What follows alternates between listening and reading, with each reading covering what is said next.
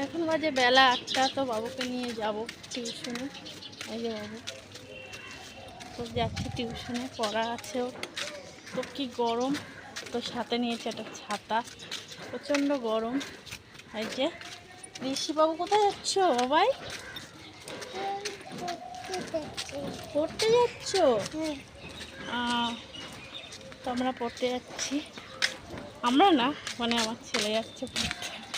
ওই ছেলের সাথে সাথে মারও পড়া হয়ে যায়। এই যে সাথে যাচ্ছি, সাথে সাথে মারও পড়া হয়ে যাচ্ছে। গিয়ে দিয়ে আসা নিয়ে আসা এগুলো তো করতে হয়, ছোটো বাচ্চা থাকলে যে যেতে হয় সাথে সাথে, কেননা একা তো ছেড়ে দেওয়া যায় না। বা গাড়ি আসছে, তো আমরা হেঁটে হেঁটে যাচ্ছি। কাছাকাছি বাড়ির সামনে টিউশনি পড়ে বাবু। তো সামনে আছে রাধাকৃষ্ণ মন্দির, আমাদের বাড়ির কাছাকাছি।